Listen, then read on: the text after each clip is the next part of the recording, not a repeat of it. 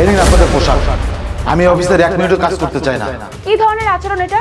চাকরি ছাড়তে হলে নিয়ম মেনে কথা বলতে হয়। নিয়ম? কিসের নিয়ম? এই অফিসে শুধু নিয়মের কথা বলা হয়, কিন্তু মানুষের কথা কেউ শোনে না। তুমি কি বুঝে শুনে কথা বলছো? তুমি কি জানো তুমি কার সামনে দাঁড়িয়ে আছো? খুব ভালো করে জানি, এজন্য আজ আর চুপ থাকবো না। তোমার তো সাহস কম না? চাকরি করার ইচ্ছা না থাকলে শান্তভাবে পদত্যাগ করো, কিন্তু অফিসে এসে বিশৃঙ্খলা করার কোনো অধিকার তোমার নেই। বিশৃঙ্খলা আমি করিনি ম্যাম। আমার সাথে এই অফিসে যা হয়েছে, তারপর এখানে আমি 1 মিনিট দাঁড়িয়ে থাকতে পারছি না। তাহলে চলে যাও। এই অফিসে কাউকে জোর করে রাখা হয় না। চলে তো আমি যাবই, তবে যাবার আগে একটা কথা বলে যাই। আপনারা একদিন বুঝবেন যে একটা ভুল সিদ্ধান্ত কত বড় মূল্য আদায় করে নেয়। ধাঁধার মতো কথা বলবে না, পরিষ্কার করে বলো কি হয়েছে। আজ না, তবে এতটুকু জেনে রাখুন, এই চাকরির আমার কোনো দরকার নেই। কামরুল দাঁড়াও। আমার অফিসে কেউ এভাবে চাকরি ছেড়ে চলে যায় না। সত্যিটা না বলে এক পাও এগোবে না। সত্য শুনে কি হবে ম্যাম? সিদ্ধান্ত তো অনেক আগেই নেওয়া হয়েছে। সিদ্ধান্ত? কি বলতে চাইছো তুমি? 7 দিন, টানা 7 দিন আমি ছুটির জন্য আবেদন করেছি। প্রতিদিনে আমি ভেবেছি হয়তো কোনো ভালো রেজাল্ট আসবে, কিন্তু না, প্রত্যেকদিন আমাকে একই কথা শুনতে হয়েছে, কোনো ছুটি হবে না। অফিসে কাজের চাপ ছিল, তাছাড়া অফিসে 2 জন সিকিউরিটি, একজন তো ছুটি নিয়েছে। এখন তুমি যদি ছুটি নাও তাহলে অফিসে ডিউটি পালন করবে কে? তাই তো আমি নিয়ম মেনেই সিদ্ধান্ত নিয়েছি। নিয়মের কথা বলছেন? আরে নিয়ম যদি মানুষের বিপদের দিনে সাহায্য না করে, তাহলে সেই নিয়ম শুধু কাগজে সীমাবদ্ধ। জুলি, এটা কি সত্য? হ্যাঁ ম্যাম, ও ছুটি চেয়েছিল, কিন্তু আমি অনুমতি দেইনি। আর আমাকে একটা বারও জানাওনি? ম্যাম, আমি ভেবেছিলাম পরিস্থিতি সামলে যাবে। একজন কর্মচারী বারবার ছুটি চাইছে আর তুমি আমাকে একবারও জানানোর প্রয়োজন মনে করোনি?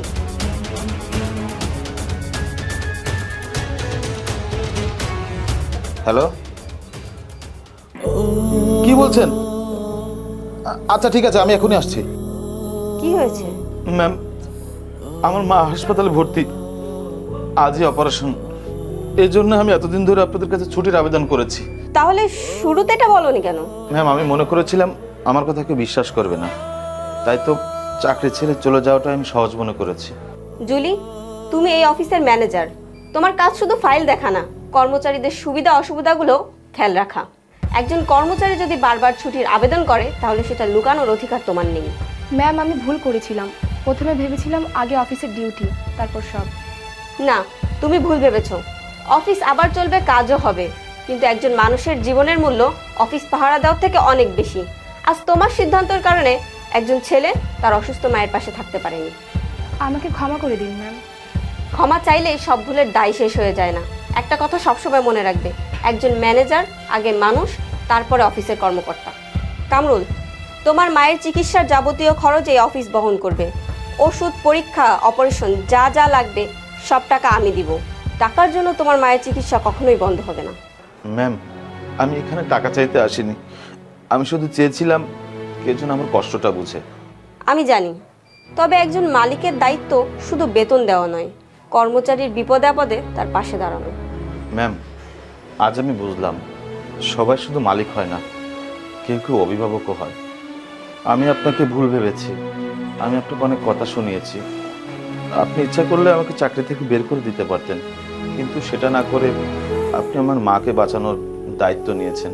মানুষের ভুল হতে পারে, তবে ভুল বোঝার পরে একে অপরের পাশে দাঁড়ানো সব থেকে বড় বিষয়। ম্যাম, আমি আপনাকে কথা দিচ্ছি, আজ থেকে আমি এটাকে আমার অফিস মনে করব না, আমার কাজের জায়গা মনে করব না। আমি মনে করব এটা আমার একটা পরিবার। ম্যাম, আপনি আমার জন্য যা করেছেন, আমি সারা জীবনে আপনার উপকারের কথা ভুলতে পারবো না। ম্যাম, আমি তাহলে আসি।